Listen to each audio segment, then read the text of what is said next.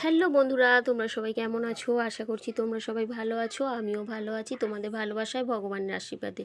তো বন্ধুরা, অনেক দিনই হয়ে গেল তোমাদের সঙ্গে লং ভিডিও শেয়ার করা হয় না। তো তোমাদের কাছে আমি একটা ছোট্ট লং ভিডিও নিয়ে চলে আসলাম। আশা করছি তোমরা স্কিপ না করে আমার ভিডিওটা পুরো দেখবে, তোমাদের আশা করছি ভালো লাগবে। তো বন্ধুরা, এটা ছিল রবিবারের দিনে। আমার মেয়ে ভীষণ বায়না করছিল যে আমি বিরিয়ানি খাবো। আর সত্যি কথা বলতে, দোকানের বিরিয়ানির থেকে আমার ঘরের বিরিয়ানিটাই বেশি ভালো লাগে। আর আমি কিন্তু বিরিয়ানির জন্য সব কিছু রেডি করে নিয়েছিলাম। এদিকে যা যা বিরিয়ানি, তোমরা তো সবাই জানো এখন বিরিয়ানি করতে কে না জানে। তাই বিরিয়ানিতে কি কি লাগে সেটা আমি আর বললাম না, জাস্ট তোমাদের সঙ্গে একটু শেয়ার করলাম যে বিরিয়ানি করছি। তো রবিবার দিনকে তো আমার সব কিছু শ্যুট করা হয় না, তো রবিবারের রান্নাটা তোমাদের সঙ্গে একটু শেয়ার করলাম। আর এদিকে দেখো, আমার কিন্তু এটা সোমবারের দিন। হাজব্যান্ড বেরিয়ে গেছে, রান্না বান্না আমার হয়ে গেছে। তারপরে কি বলবো, মেয়েদের সকাল থেকে সন্ধে অবধি সংসারের কাজ করতে করতে জীবন কয়লা। তো আর কি বলবো, বাচ্চার রেডি করা, তারপরে সংসারের কাজ, রান্না বান্না সব করতে করতে জীবন পুরো কাহিল।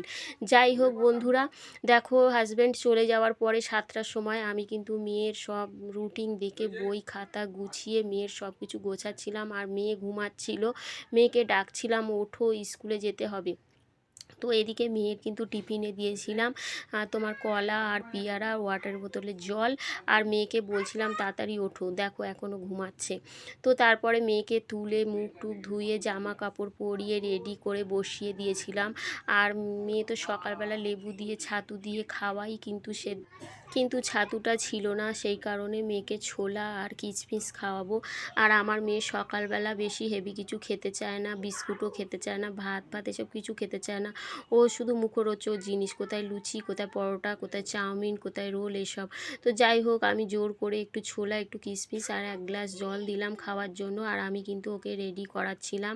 আর ওর এই যে মোজা টোজাগুলো পরিয়ে দিয়ে ওকে কিন্তু আমি চুলটাও বেঁধে দেবো।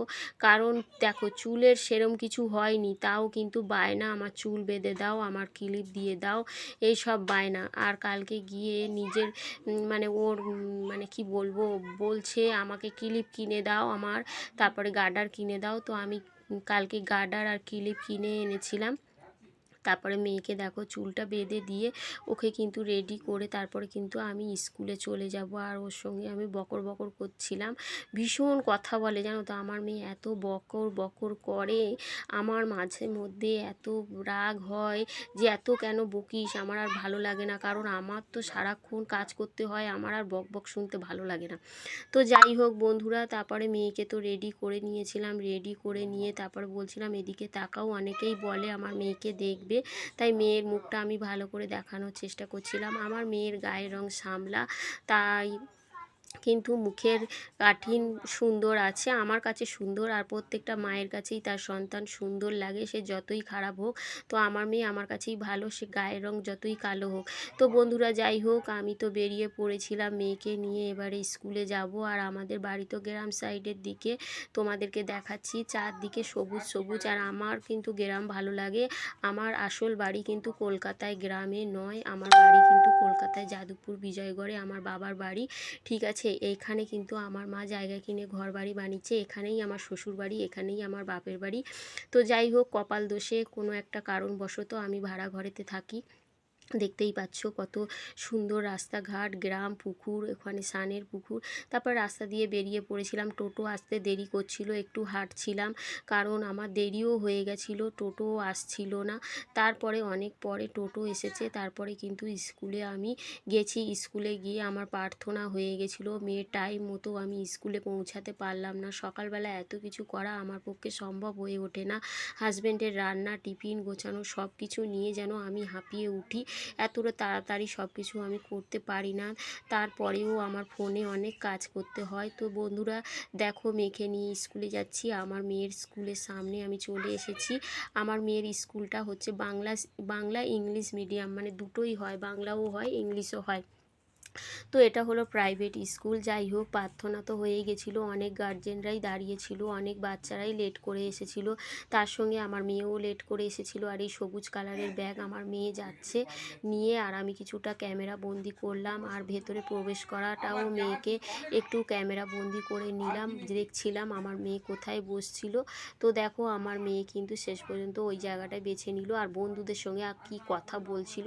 তারপরে মেয়েকে স্কুলে দিয়ে কিন্তু আমি বেরিয়ে পড়লাম রাস্তাতে। এই যে রাস্তাতে যাচ্ছিলাম, আর সকালবেলা তাড়াতাড়িতে তাও আমি মাথা টাথা আঁচড়ানোর টাইম পাই না, ওইভাবেই বেরিয়ে পড়েছিলাম। আর মানে কি বলবো, মেয়েদের বিয়ের পরে মেয়েদের সব কিছুই মানে কেমন যেন একটা হয়ে যায়, নিজের যত্ন করতেই ভুলে যায়। যাই হোক, তারপরে বাড়ির কাছে চলে এসেছিলাম। আমার বাড়ির কাছে দেখো এই শিব মন্দিরে সোমবার করে পুজো হয়। ঠিক আছে বন্ধুরা, এখানে খুবই মানে পুজো হচ্ছিল, আমি সেটা আর কি আমার ফোনে একটা ডিস্টার্ব করছিল বলে আমি ক্যামেরাটা ঠিকঠাক করতে পারলাম না। তো যাই হোক, আমি করলাম। তারপরে একটু কিছুক্ষণ দাঁড়ানোর পরে তারপরে এই দেখো এখানে শিব ঠাকুরের পুজো হচ্ছে, আর সবাই কিন্তু এখানে দাঁড়িয়ে ছিল। আমিও শিব ঠাকুরের এই মন্দিরটায় এসে একটু ভিডিও করে নিলাম। আমার ক্যামেরা কোয়ালিটি একটু খারাপের জন্য একটু ভিডিও একটু প্রবলেম হয়, তোমরা মানিয়ে নিও। তারপরে কি বলবো, বাড়িতে এসে হাত মুখ ধুয়ে আমার এত জোরে খিদে পেয়েছিল, আমি মুড়ি কলা আর মেয়েকে হাফ পেয়ারা দিয়েছিলাম, সেই হাফ পেয়ারাটা ছিল সেটা খেয়ে নিলাম। তারপরে কোমর বেঁধে লেগে পড়লাম সংসারের কাজে। দেখতেই পাচ্ছ কুমড়ো শাকের কথা আমি সব সময় তোমাদের সঙ্গে বলি, আমার এখানে কচু গাছ আর মানে কুমড়ো শাক একদম বন হয়ে আছে, আর কলতলায় আমার সমস্ত বাসন। আর আমার ঘর বাড়ির অবস্থাখানা দেখো কি অবস্থা, এবারে কিন্তু আমি এই সব পরিষ্কার করব। আর দেখো পরিষ্কার করেও নিয়েছি, আর মেয়েকে তো স্কুল থেকে নিয়ে আসলাম, সেটা তোমাদের সঙ্গে শেয়ার করতে পারলাম না, কারণ আমি একজনের লাইভে ছিলাম, আর লাইভে থাকলে আমি ভিডিও শ্যুট কিভাবে করব বলো।